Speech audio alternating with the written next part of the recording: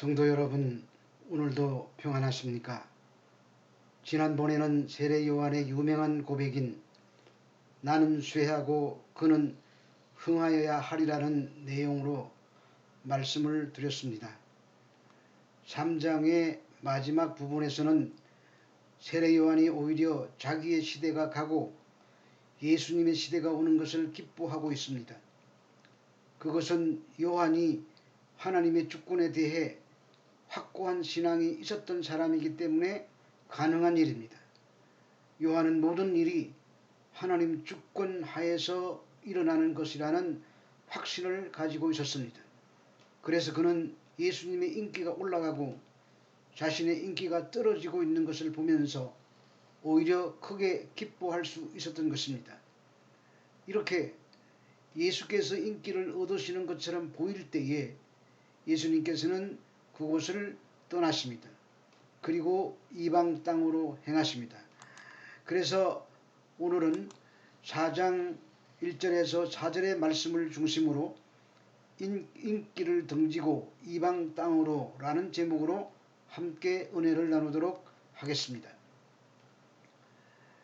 요한복음 1장부터 3장까지의 내용 중에서 세례 요한에 관한 이야기가 3번 나타난다고 말씀드렸습니다. 그 마지막인 3장 22절로 36절의 그 이야기 속에서 그는 흥하고 나는 쇠하여야 하리라는 세례 요한의 고백 속에 기독교의 아주 중요한 교리가 녹아져 있다고 지난 시간에 말씀을 드렸습니다. 즉 세례 요한의 쇠함을 통해서 예수 그리스도의 십자가가 세워졌으며 그것이 근본적으로 흥하는 것이라고 했습니다. 그 이유는 아담의 범죄 이후로 이 땅에 존재하는 모든 인간이 사망에 처해 있었는데 예수의 십자가 대속으로 창세전에 하나님의 백성으로 선택받은 사람들이 살아나게 되었기 때문인 것입니다.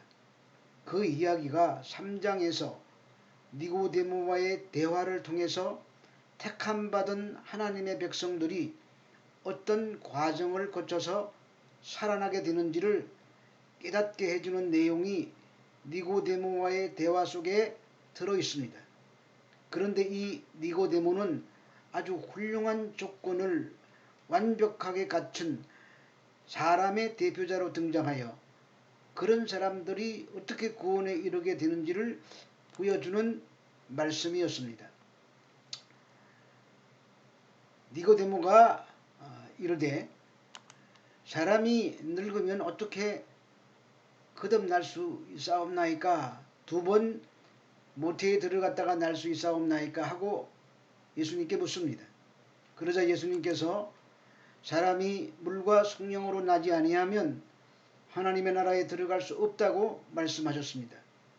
물과 성령으로 거듭나야 한다는 것을 오해한 첫 번째 사람이 바로 니고데모였었습니다. 니고데모는 혼인잔치의 완성은 절대 인간의 노력과 자격과 열심을 통해서 이루어질 수 없음을 보여주는 대표적인 사람으로 등장하고 있습니다. 구원은 오직 예수 그리스도의 은혜와 하나님의 사랑에 의해서만 주어지게 되며 완성된다고 예수님과 니고데모의 대화를 통해서 우리에게 말씀하고 계십니다. 그 강해의 결론을 3장 16절에서 하나님이 세상을 이처럼 사랑하사 독생자를 주심으로 인간에게 구원이 주어지는 것이며 포도주가 떨어진 인간의 세상을 잔치처럼 기쁨의 집으로 만들어주는 것은 그런 예수님이 십자가 죽음을 통해서 가능하다는 것을 우리에게 설명해주고 있는 말씀인 것입니다. 여기서 땅의 일이란 예수께서 자연현상인 땅의 일을 예로 들어서 너희에게 설명을 해주어도 이해를 못한다면, 즉 바람이 부는 원리나 비가 오는 일을 설명해 주어도 못 알아듣는데 하물며 하늘의 일, 곧 영적인 실제를 직접 설명해 주어도 이해하지 못할 것이라는 말씀입니다. 예수는 자신을 하늘에서 이 세상에 내려온 자로 그리고 다시 하늘로 올라간 자로 소개하고 있습니다. 이 말은 예수님은 하늘과 땅의 모든 일을 다 하시는 분이라는 말씀입니다. 그래서 하늘의 일인 장차 자신이 광야에서 뱀을 든 것 같이 십자가에 들리는 과정을 거쳐서 영생을 주시겠다는 말씀인데 그것을 어떻게 너희가 알아듣겠느냐라고 말씀하십니다. 이 은혜의 복음을 세상의 모든 행복의 조건을 완벽하게 갖춘 니고데모에게 먼저 설명하셨습니다. 그 핵심적인 내용이 물과 성령으로 거듭나는 것이었습니다. 거기까지 설명하시고 인기를 등지시고 조용히 이방 땅으로 떠나가고 계시는 것입니다. 쇠함과 흥함, 뱀을 든 것 같이 들리심으로 구원, 물과 성령으로 거듭남에 대해서 설명하시고 마치 인기를 피해서 도망가시는 것처럼 이방 땅으로 가시는데 그 이유가 있습니다. 그것은 첫 번째 인물인 니고데모가 완벽한 조건을 갖춘 훌륭한 인간일지라도 물과 성령으로 거듭나지 아니하면 하나님 나라를 볼 수 없음 같이 두 번째 인물인 수가성 우물가에 가장 죄가 많아 보이는 사마리아 여인을 만나기 위함인 것입니다. 니고데모와 사마리아 여인 모두 복음이 필요한 대표적인 인물인데 그들의 차이점은 아주 극과 극으로 대조되고 있습니다. 니고데모는 유대인이었습니다. 사마리아 여인은 사마리아의 개 취급을 받는 여인이었습니다. 니고데모는 바리새인이었습니다. 사마리아 여인은 어떤 파에도 속하지 못했던 보잘것없는 사람이었습니다. 니고데모는 정치가였습니다. 사마리아 여인은 지위가 없는 사람이었습니다. 니고데모는 훌륭한 학자였습니다. 그러나 사마리아 여인은 무식한 여인이었습니다. 니고데모는 도덕적으로 높은 경지에 이른 사람이었습니다.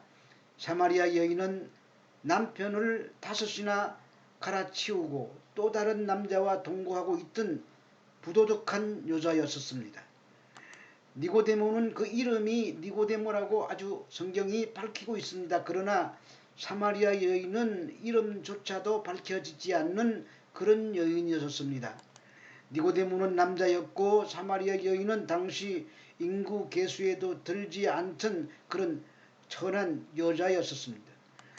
니고데모는 자기 평판을 보호하기 위해 밤중에 아무도 몰래 예수님께 찾아왔고 사마리아 여인은 부끄러운 죄인으로서 사람들의 낯을 피해 한낮에 물을 길러 나온 인간들 중에서 가장 보잘것없는 여자였습니다. 그러니까 이 두 대조적인 사람을 등장시켜 성경이 사도 요한이 우리들에게 얘기하고 싶은 그 핵심 내용은 아무리 인격적으로 훌륭해도 아무리 보잘것 없어도 구원은 하나님의 은혜에 의해서 이루어진다는 것을 설명하기 위함인 것입니다. 성경은 이렇게 엄청난 양극의 대조를 가진 사람들을 등장시켜서 이 세상에 어느 누구도 주님의 은혜 없이는 구원에 이를 수 없으며 이 세상에 어느 누구도 주님의 은혜를 받으면 구원에 이르지 못할 사람이 없다는 것을 우리에게 보여주고 있는 것입니다. 그래서 이 사마리아 여인의 이야기를 결론 짓는 4장 42절에서는 예수님을 세상의 구주라고 밝히는 것입니다. 그분은 부자들만의 구주도 아니고 지식인만들의 구주도 아니고 유대인들처럼 선민들만의 구주도 아닌 세상의 구주시라는 것입니다. 그러니까 그 세상은 은혜를 입은 세상입니다. 많이 배우고 적게 배우고 부자이고 가난하고 권세가 있고 없고의 차이를 떠나서 주님의 선택 안에 들어있는 그 세상을 말하는 것입니다. 커다란 두 사람의 차이는 한 사람은 표적을 보고 자신이 지식을 근거로 주님을 찾아왔다는 것이고, 한 사람은 주님이 누구신지 전혀 알지 못하는 상태에 있었는데 주님이 찾아가셨다는 것이 아주 극명한 차이점이라고 얘기할 수가 있습니다. 성경은 바로 그 차이를 이용해서 예수 그리스도의 구원은 인간적인 지식이나 노력이나 능력을 근거로 해서 주어지는 것이 아니라 불가항력적 은혜에 의해서 주어지게 되는 것이라는 것을 강조하고 있는 것입니다. 이처럼 구원은 우리 인간 측에서 찾아감으로 주어지는 것이 아니라 하나님이 아무것도 모르는 그의 백성들에게 찾아오셔서 성령을 부어주심으로 그들의 눈과 귀가 열리는 사건임을 강조하고 계시는 것입니다.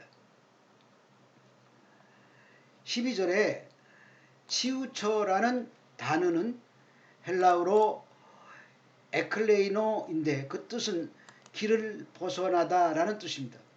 모든 인간은 하나님의 복을 상실한 이후에 하나같이 다 하나님이 원하는 길을 벗어난 상태가 되옵습니다. 구약 성경의 헬라어 번역본인 70인역의 그 치우치다 즉 에클레이로라는 단어가 139회나 나옵니다. 그것은 모든 인간은 다 길을 벗어나 버렸기 때문에 그들이 스스로 하나님께 이르는 길을 찾아 돌아올 수 없다는 것을 말하기 위함입니다.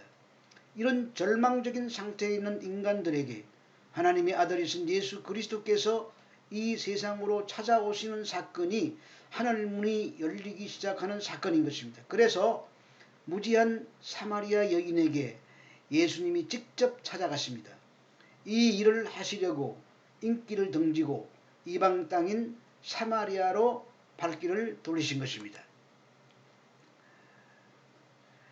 예수님의 인기가 세례 요한보다 높아졌다고 성경은 기록하고 있습니다. 이렇게 예수님의 인기가 높아지는 것을 보시고 예수님은 황급히 그 높아짐의 장소에서 피해서 떠나가십니다. 예수님께서 그렇게 쇠하여 지심으로 그분의 흥함을 완성하십니다. 세상 사람들의 관점에서 쇠해지고 약해지는 것이 바로 예수 그리스도의 흥함인 십자가의 삶이었습니다. 예수님의 그러한 쇠함의 삶으로 인해 하나님과 그분의 백성들이 흥하게 된 것입니다. 예수 그리스도는 우리 그리스도의 흥함인 구원을 위해 스스로 쇠해지시는 것입니다. 그러나 그 쇠함이 참된 흥함으로 나타납니다. 마찬가지로 우리 성도들은 예수님의 흥함인 십자가의 완성을 위해 이 땅에서 쇠함의 길을 걸어가야 합니다. 그렇게 나를 부인하고 나의 옛 자아를 죽이는 쇠함의 삶이 하나님의 말씀을 지키며 내 이웃을 사랑하는 행위로 나오게 되는 것입니다. 세상은 그렇게 맥없이 허허 웃으며 용서하고 사랑하고 인내하는 성도들을 보면서 저런 약해 빠진 얼간이들이라고 비웃을지도 모릅니다. 그것이 그런데 쇠함입니다. 그러나 그것이 바로 진정한 흥함인 우리들의 구원의 모습인 것을 잊지 말아야 하는 것입니다. 그런데 본문 1절에 예수님께서 유다를 떠나시는 이유를 예수님이 주시는 세례의 인기가 요한의 것보다 나음이 바리새인들에게 들려졌기 때문이라고 밝히고 있습니다. 그것은 바리새인들이 예수님의 세례가 더 나은 세례인가 보다 하고 생각을 하게 되자 떠나셨다는 말입니다. 예수님은 유대인들의 무지를 떠나신 것입니다. 온갖 형식과 방법과 열심으로 하나님을 섬긴다고 자부했던 그 유대교를 포도주가 떨어진 잔치집으로 확실하게 규정짓는 사건이 주님께서 유대와 바리새인을 떠나는 모습으로 나타나는 것입니다. 그런데 주님은 유다를 떠나시면서 갈릴리를 목적지구로 정하십니다. 예수님께서 예루살렘 성전을 정화하고 나신 다음에 유대인의 니고데모를 만나시고 갈릴리로 가십니다. 갈릴리는 아무렇게나 선택된 곳이 아닙니다. 주님은 구약의 예언을 성취하시기 위해서 그곳으로 가시는 것입니다. 구약의 이사야 선지자의 예언 중에 갈릴리가 등장하는데 구약 성경에서 갈릴리는 먼 이방 땅의 상징으로 등장하는 지역입니다. 이 이사야서의 예언을 마태가 인용한 말씀입니다. 예수님은 이방 지역 갈릴리에 복음을 전파하러 가시는 것입니다. 그 지역은 깊은 흑암의 땅이었습니다. 그래서 유대 지역보다 그들에게 복음이 더 절실했을 것입니다. 근데 예수님께서 예루살렘에서 유대를 거쳐 그 이방의 갈릴리로 가시는 도중에 사마리아를 거쳐서 가게 되십니다. 본문 4절에 통과하여야겠는지라 라고 번역이 된 디에르 스케다이라는 그 헬라어의 태는 수동 디포라고 얘기합니다. 그것은 반드시, 영어로 말하면 must, 뭐 해야 한다, 반드시 그렇게 해야 된다, 이런 기록을 할 때 must라는 단어를 쓰죠. 그 말은 예수님께서 사마리아를 통해 이방의 갈릴리로 가시는 것은 이미 정해져 있었다, 그런 말입니다. 예수님은 지금 예루살렘과 온 유대와 사마리아와 땅끝까지 복음을 전하고 계시는 것입니다. 예수님은 사도행전 1장 8절에 성도들에게 주시는 복음 전파의 명령을 몸소 살며 보여주시는 것입니다. 그 말은 우리 성도들에게 떨어진 예루살렘과 온 유대와 사마리아와 땅끝까지 이르러 내 증인이 되리라는 그 명령은 우리가 힘써서 이루어내어야 할 임무이기 이전에 예수님께서 성령을 보내셔서 이루어내실 것이라는 것을 암시하고 계시는 것입니다. 그래서 사도행전에서는 성령이 성도들을 예루살렘에서 온 유대와 사마리아로 흩으시고 이방까지 가게 만드시는 것을 볼 수가 있습니다. 본문은 서대반 집사가 돌에 맞아 순교하고 난 후의 일을 기록하고 있습니다. 예루살렘 교회에 큰 박해가 있었습니다. 그러자 성도들이 각 지역으로 흩어지기 시작했습니다. 여기서 흩어지니라로 번역이 된 헬라어 데스파레산이 수동태입니다. 하나님께서 성령을 통해서 성도들을 이끌고 예루살렘에서, 유대에서, 사마리아에서, 이방 땅에서 복음을 전하게 만드시는 것입니다. 우리가 가겠다고 해서 스스로 간 게 아니라 하나님께서 성령을 통해서 그렇게 흩어지게 만들어서 그들에게 복음을 전하도록 하나님께서 하신 것입니다. 그래서 빌립에게 이집트 여왕인 네시에게 복음을 전하게 하시기도 하셨고, 예루살렘과 온 유대와 사마리아와 땅끝의 이방까지 성령께서 복음을 전하도록 성도들을 흩어 보내신 것입니다. 그러니까 선교는 우리가 열심으로 하는 것이 아니라 우리는 그냥 도구요, 방법으로 쓰이는 것뿐이지 하나님의 일은 하나님께서 직접 하시는 것입니다. 오늘 본문은 주님께서 그렇게 예루살렘과 온 유대와 사마리아와 땅끝까지 이르러 복음을 전하시는 길에 사마리아에서 일어난 주님의 복음 전파를 기록하고 있는 것입니다. 성도 여러분, 하나님의 백성은 세상에서는 쇠하는 자의 모습으로 나타나는 자들입니다. 그러나 그 쇠함은 성령께서 그 성도를 하늘 백성으로 확실하게 인치신 결과입니다. 그래서 그 성도에게는 영원한 하나님의 나라가 선물로 주어지는 것입니다. 그러므로 이 세상에서 이 세상의 관점으로 바라볼 때에 못나고 바보 같고 어리석어 보이는 그런 삶이 인기를 등지는 삶입니다. 그러한 삶이 전도와 선교의 삶으로 나타나고 하나님의 영광을 드러내고 하나님의 형상을 회복하는 그런 삶이 되는 것입니다. 그리고 하나님의 관점에서 보면 그는 하나님 사랑 안에 거하는 자세인 것입니다. 우리가 잠깐 후면 사라질 이 유한한 세상에서 세상의 가치 기준으로 흥하기를 바라지 말고 하나님의 사랑 안에서 영생복락을 소망하며 살아야 할 이유가 거기에 있습니다. 사라질 세상의 인기에 매달리지 마시기 바랍니다. 오직 우리 주 예수 그리스도를 믿는 믿음으로 물과 성령으로 거듭난 자로서 감사하며 감격하며 기뻐하며 찬송하며 쇠함에 가는 길을 가는 여러분들이 되시기를 바랍니다. 또 한 주간 건강하시고 주님 안에서 참된 평안을 누리시기 바랍니다. 다음 시간에는 4장 5절에서 10절을 중심으로 우물가의 여인이라는 제목으로 은혜를 나누도록 하겠습니다. 감사합니다.